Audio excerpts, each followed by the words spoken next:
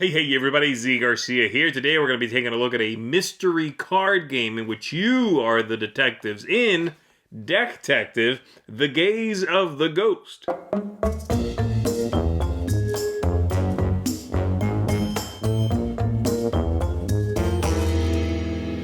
First of all, let me mention I will not be giving you here any spoilers for this game. In fact, I'm not even going to be cutting to the table. I'm not going to show you anything. This in it has a deck of cards, and you are going to be following the directions of the cards from the top to the bottom, finding clues, playing along the game, collecting what might be evidence, and ultimately answering some questions at the end and seeing how well you did. You're going to be ranked at the end based on how many points you earned from the whole thing. So that's basically it. Now, this is the second game in the Deck-tective series here. The first one being this one, Bloody Red Roses. And I'll talk a little bit more about what I think between them at the end of the video here, okay? But for now, well, I think we should just go ahead and dive into what I thought of this one. The first thing I should say about Deck-tective here, this series of games, is that they are not escape room style games. From the same publisher, you can find Deckscape, and those are puzzles. You are presented with puzzles, and you have to try to get the answers right. You flip over the card and see if you're right on the back of that card. This is not that. There aren't any puzzles here per se, okay? This is about gathering information and then seeing if you can figure out what happened. What's behind it all, right? So, let's start from the top with the theme. This one has a modern setting, so it's a modern setting mystery, but it does take place in a museum. So I like that. I like the juxtaposition between those two things, and the game in many ways keeps you on your toes because you have to remember both of those things, and I like that setting quite a bit. I think this one works well. A museum is just a great setting for a mystery anyway, and this one is not medieval or anything. It is modern, okay? So I like that. That's neat. The aesthetics here, I think, are great. The cards are large format cards, as big as this box, right? This is not two decks split in half. This is a single deck, so the cards are quite large.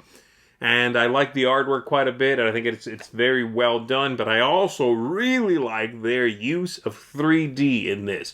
And I tell you right on the back of the box, so that's not a spoiler, you are going to be using some of the cards in here and the box itself to tuck some cards in between the lid and the box and build a little 3D scene.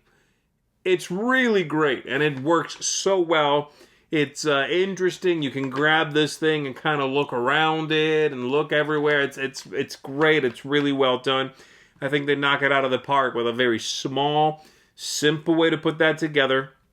It's charming. It's the kind of thing when you do it, it'll make you kind of go, "Oh, that's cool. I like that." It's a small thing. It's not revolutionary. It's just really well done. So I like the aesthetics here quite a bit. Replay value. Well, this is a one-shot play, okay?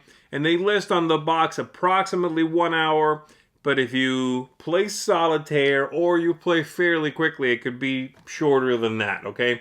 So I would say anywhere between 45 minutes and maybe like an hour 10.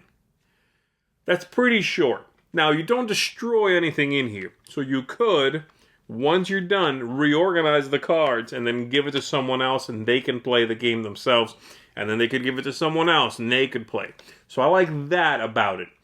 But the game is not replayable, and it is fairly sure what you're getting in here. This is more of a stocking stuffer than a big sort of I bought you a game. Well, I got you a little fun activity for an evening, an hour or so. So there is that. Now, game arc, I think is very good. I love the plot twists in this. And what I mean by that is sometimes you come across a card in the deck that says, plot twist, something happens, okay? The general flow in this game It's kind of like the middle of the deck, so to speak. You got some setup and stuff at the beginning, and then some, questions, like I said, at the end. But the center of the game, and in this one as well, it's just what Detective is a card game. In many ways, like a traditional card game, okay? You're going to have cards in your hand that have information. You cannot tell the other players what you are holding, and you can either play a card to the table on your turn and then draw a replacement, or you can just take one of those you think isn't that valuable, the information contained in it, and you put it face down on the table. And you add it to this index, I think they call it. Well, the index limits what you can play from your hand. To play a card from your hand, they have a number in the corner. And you can only play that card if there are as many index cards, at least, as the value. So if I'm holding a card I think is really important, but it's a 6, and we don't have 6 cards just archived, then you can't play it yet. So I really like that. And then every now and then, like I said, you draw a card and this, boom, something happens, a plot twist. This one is really fun with those plot twists. I think they get a great job. The game arc here is super engaging and fun and solid. It takes you through a little mystery, and it does that really, really well. So that's great. Ease of play, excellent. This is how you do a card game, mystery or an escape room style game that takes you through its steps. Okay, this is linear, basically, but at no point was I ever lost. At no point did I ever feel like I'm not sure where we're supposed to be going next. This takes care of everything. It is so clear. It does such a great job of letting you know what you should be doing, what's happening now, if you need to change anything, how you do that. I think that's fantastic. I think they did a great job, and they really understand the player experience with this game. They get it. It just works. All right, lastly, tactics, luck, and strategy. I like the combination here of what's going on, okay? I like the deduction. I like the visual clues. I like the extrapolating information from what you've been given. I like sort of building among the players, or by yourself, you can play solo, kind of discussing what you think happened, what's behind what's happening. I like that discussion that evolves. Now, this is not a deep game, not really. I mean, this is a fairly straightforward, easy game, in fact. But I like the just the discussion that built around it. So the game engagement, I think, is very good. And like I said, it does call on you to do a few different things. Analyze the crime scene, think about what cards you play or don't play, all of that stuff. That's really neat, okay? So, let's compare a little bit to the original one, just in case you played this one or you want to decide which one to get. I will say this one is composed of, there's a deck of 62 cards in here. There's 61, basically, or 60 play cards. The ones that you are actually using to play the game. This one has a deck of 50 cards, and of those you're using like 48, 47 cards. So this is a little bit shorter, okay? The original one, the first one, Bloody Red Roses. It's also, I would say, easier. This one's an easier case than the new one here, Gaze of the Ghost.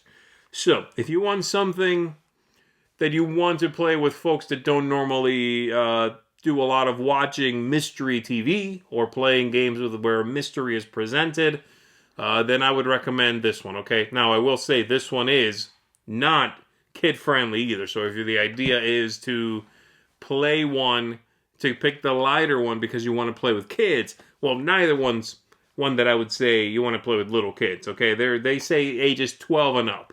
So that's fine, okay? They present you with, again, the whodunit, basically. But this one's easier. A little too easy probably for most adults, I would say. I do like this one better. I think it's a better mystery. I think there's a little bit more action going on. And I do think it's a little bit tougher to figure out what happened. All right? So there you go. That's it for me. Detective here is a fun, engaging series of little card games. This one's going to get, from me, an 8 out of 10. That's a seal of approval. And I do recommend you check it out. Like I said, great stocking stuffer. A great little card game, a mystery evening to pass around a few friends. just wonderful. Very well done. No hiccups. It just works smoothly. So there you go. Gaze of the Ghost. That's going to do it for me, everybody. My name is Z Garcia. I'm going to see you on the next one.